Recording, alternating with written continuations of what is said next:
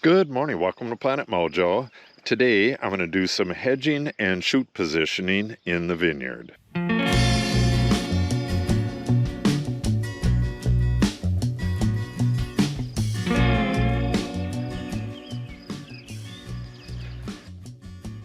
I planned on spraying today, but there's absolutely no way I can spray with all these branches hanging out into the aisle, and these things are still flowering. So there's tons of bees in here and don't want to mess with them. So it's probably going to be a day or two. I really need to get in here and spray. The spray is 2 days overdue, and according to the Grape Growers Association, there's powdery mildew in a vineyard just east of us, so I really got to get the spray going. But I have zero signs of fungus in here, so I think I'll be okay for a few days. It hasn't rained in a long time, but hot, humid weather is when you get the fungus, so I really got to get that spray done. But like I said, I'm going to get in here. I'm going to get a lot of this stuff positioned just like that. So I'm going to get down here, get whatever I can down to the wire, detangle where I got the tendrils grabbing onto the neighbor there so that they can go down to the wire when they get heavy enough, and just generally clean this place up. I'm going to try to do half of it this morning until I get overheated. Once the sun gets up overhead, it's going to be way too hot down here. So I'm going to try to get half of it done this morning and half of it done this evening, and work on other stuff in the house, like the ceiling, during the day. And I also wanted to mention, we have a red-headed woodpecker that lives right in this area somewhere now. He was just following me as I was driving down here. He was in the yard, and he went from post to post on that fence, and then he went on this birdhouse right here. And I was trying to get the camera going, but it had a dead battery from yesterday. So by the time I got it, oh, is that him? Kind of hard to tell. They are like strikingly black and white with a full red head. Almost every woodpecker has red on its head, but the red-headed woodpecker has like a red helmet. They're insanely cool looking, and I do believe they're endangered. Their habitat is the oak savanna, which we're restoring, and most of the oak savannas are gone now, so hopefully we'll be seeing lots of these red-headed woodpeckers in the coming years.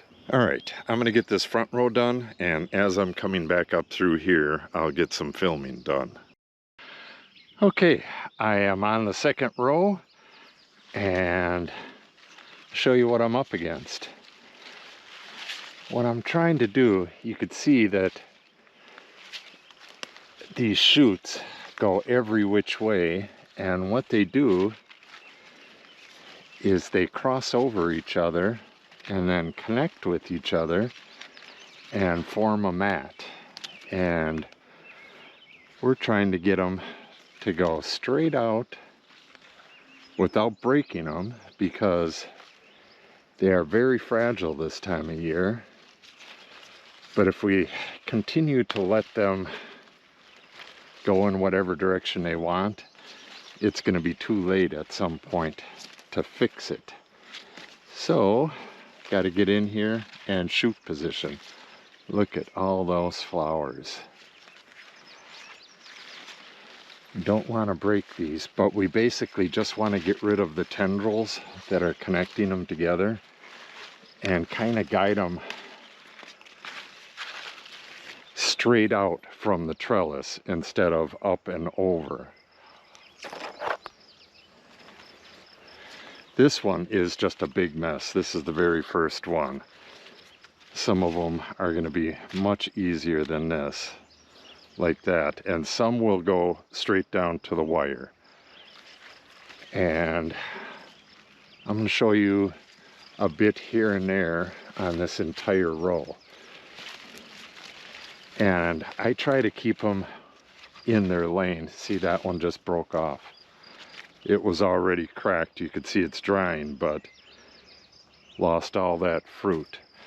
And the entire row is going to be full of these by the time I'm done with this row. I'm only doing the side away from the sun. I'm going to try to do 3 or 4 of them. If I can get them all done, that would be great. And then later this evening, when the sun's in that direction, I'll come back and do these sides. It's going to be in the 90s today, and there's no way I'm going to be working in these aisles with the sun directly overhead. All right, so this right here,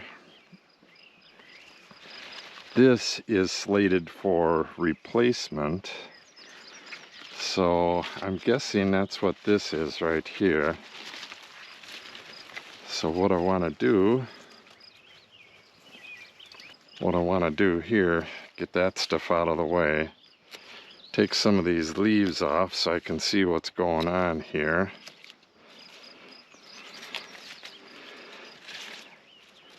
And I will get this tied into here and then going that way. And that's basic. Oh, wait.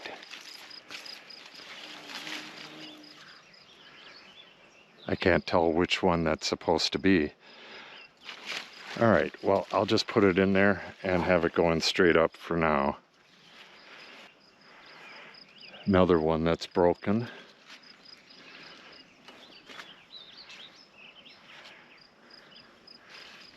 Another one here. Yeah, there's just tons of these broken ones.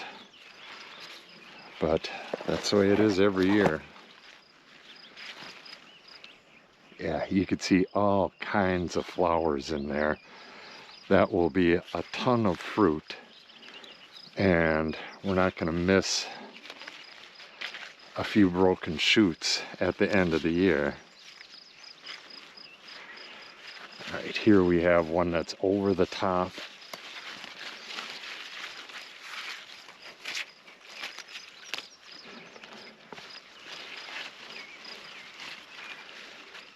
There we go.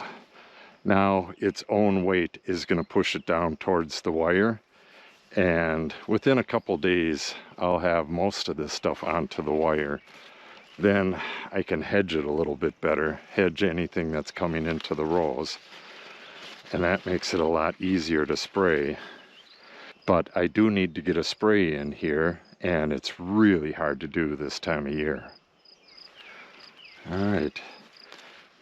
And you could see these leaves are all like pointing weird ways and stuff.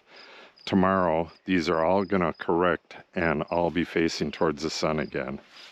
It's pretty cool.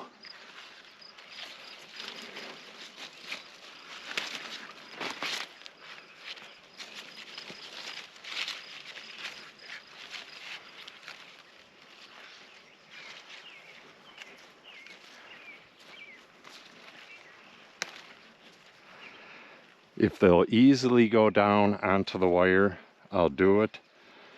But that's a real easy way to snap them as well.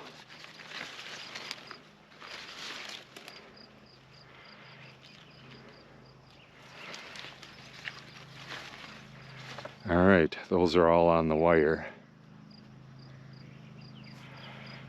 This one snapped.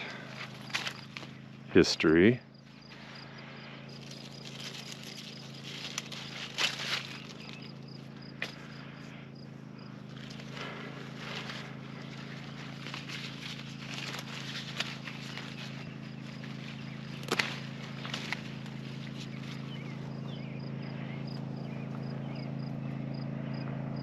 Ah, there's my daughter, Natalie. I'll go see what she's doing. She was just coming down to get some hay for the horses. So now that one went on easy. I could tie that, but if the wind blows it, it's probably going to hook on one of the leaves, so it's not going to blow off. I'm just going to leave that one alone. Later on, I'll hedge it underneath the wire as well. But there is no time for that right now. Yeah, this will end up cracking some of the vines if I do that. So I'm not going to do it right now.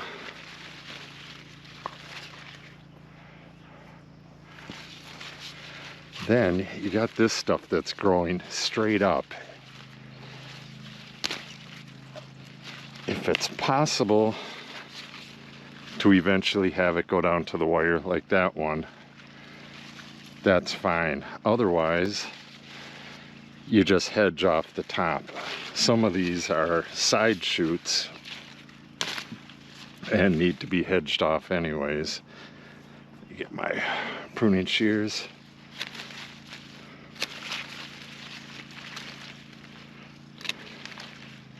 But if those were main shoots, you want those to go down and to the wire. That way it's going to pull the fruit down into here.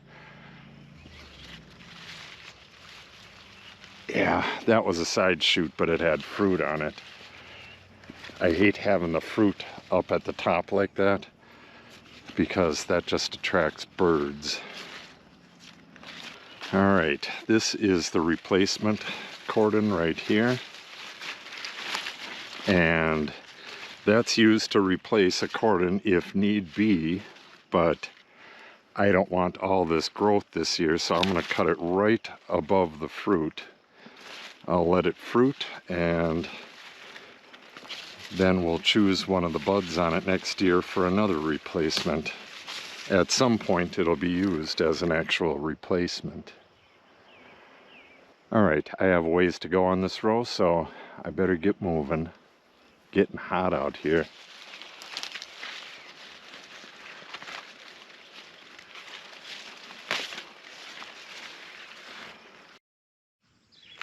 Okay, this vine has a second trunk that's going to replace that cordon up there. So what I'm going to do, I just tied it right here. I'm out of these rubber ties. I'm going to have to order some. I really hate to do it because the ties are like $20 and the shipping is like $12. But with the way prices have been going, it may be double that. I haven't checked lately. But what I want to do here is get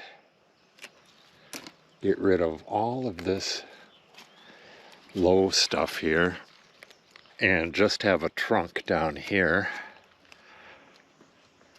Get rid of the tendrils. Okay, that's good enough. Now this is going to heal up and harden up, and if I go through here and spray glyphosate, it's not going to injure the vine.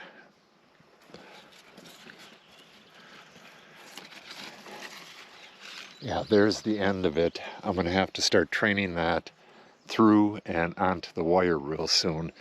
This cordon is staying until after harvest. It's got a lot of fruit on it, but if I don't train this soon to get where it needs to be, it's going to harden up and I'll never be able to bend it to get it onto the wire. Okay, now I got to untangle this mess. I just untangled that, and you can see the difference. This is all hanging up like a ledge, and that is starting to come down. Within a day or two, I'll be able to push this down and get it onto the wire, like I've done with, I would say maybe a quarter of the stuff was ready. All right, let's do this. So I'm digging in here and finding out where the tendrils are connecting and trying to get those disconnected without breaking the shoot at its base. There we go. So now those two are loose. Bring them away from each other.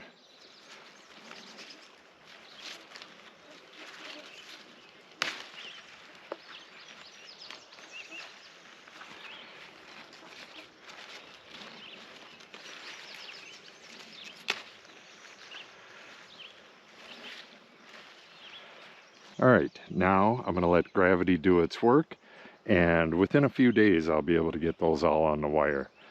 If I neglect this long enough, the shoots will come completely across and they'll connect side to side, and this will be like a tunnel through here. What I really want is just straight up and down sides, and that's the way it's going to be a little bit later in the year. So you can kind of see what I'm doing right here. A lot of these branches were going straight up, and the ones from the other side were connected with the ones from this side. So once you disconnect the tendril and kind of give it a boost one way or the other, it'll just hang like this, kind of limp. And then within a day or two, all the leaves will turn and face the sun, and it'll look really nice. But if they're long enough, I'm pushing them down onto the wire. Like this one, if I pushed it, it would snap right there. A whole bunch of them snapped, but that's kind of par for the course. Within a week or so, all of these will be ready to go onto the wire, but most of them aren't quite there yet, and they were geared towards growing up. So if you abruptly push them down, they'll snap right off. Yeah, it does kind of look like a mess, but this will look really nice in a couple weeks. And again, I'm trying to get everything in its lane. Anything that's going sideways from where it starts, I want to get it straight in line with where it comes off the cordon. Otherwise, you just have a big tangled up mess. And every time I go through here, I'll do a little bit more. I'm sure I didn't get everything done, but I got a real good start. Like these two right here, I'll be able to push those on the wire within a day or so. Once you have this side disconnected from the other side, and you get all the stuff that's crossing each other disconnected from each other, it'll naturally want to go down towards the wires. So every time you see vines connected to each other, just disconnect them. And if they're crisscrossing like this, get it back in its lane. And sooner or later, it'll be really nice like a hedge. But so far, so good. It is insanely hot out here. I think it's about 90 right now, and it's going to get to 93 today. So way too hot to be down here. So I'm going to go work on the ceiling and get back here a little bit later. So I will see you then. All right. The sun is nearly set, and I've come down here 4 times total today and got the whole thing done. Man, it was insanely hot today, and I tried finishing it up on the last pass, but the sun was directly in my eyes right there, so gave it another hour and got her wrapped up. I did not do this last row, and I really got to get to it. The couple vines that are in this row are just going crazy, so I'll have to do that tomorrow morning first thing and clean up all this stuff. Yeah, there's some unfortunate stuff here, but happens every year, and the ones that are still on the vine will get more flowers on those, and it'll make up for it. So all will be well in the end. So like I said, I'll be in here tomorrow very early because it's going to be super hot again tomorrow. I'll get in here, clean all this stuff out, and I'll prune these vines in the last row here. I really got to get this row completed, but I'm not sure how much time I'm going to have this summer. I am so busy, but we'll see. Yeah, this is kind of a mess, but won't be hard to fix. All I really have to do on these is find the 2 nicest trunks, cut almost everything else out, tie those to the stake, and then I'll add an extension stake like I did with the other ones, and that can grow up as high as it wants. And then once I have the wire in, I'll take a branch and make it into a cordon. But I do have to do something with these real quick, because otherwise Natalie will mow them, and if that yanks on it, that could do some damage. It's not really going to do any damage if it cuts it, because it'll be just like pruning it, but we don't want it yanked on. Alright, so far so good. And basically all I did today was get everything untangled. stuff that was crisscrossing and attached to each other. I did as much as I could, as much as I saw, and now I'm going to have to get down here at least once a week and kind of do the same and push stuff over to the wire. It's all almost ready to go to the wire, and when that happens, it gets real nice and open in these aisles and they get a lot more sun. As it is, it's really hard to spray when they're like this. But like I said, if you force them down, they're just going to snap and fall off like a lot of these did. And I wasn't really forcing them down. I just moved them apart and snap comes off in your hand. But like I said earlier, a lot of these spurs had 5 shoots on them, and I never thinned those all the way out. So I have a lot of shoots that are redundant, so I got plenty to spare. The next thing I'll be doing in here is the next spray, and I will be spraying Captain and mycobutanol, and that should be coming in probably 2 days. The flowering is pretty much over. There'll be a few more bees tomorrow, and that's going to be it for the bees. So, and Captain isn't poisonous to bees anyway, so we'll get that done and get these guys protected, and hopefully we'll have a really nice harvest this year. There is tons of flowers on these, so I'm thinking we might get a ton of grapes out of this year. So if you want to see that, make sure you subscribe and click on the update icon. If you have any questions or comments, make sure you put them in the comment section below. And if you share the video and or give it a like, it helps the channel out greatly. Thanks for watching and have a great day.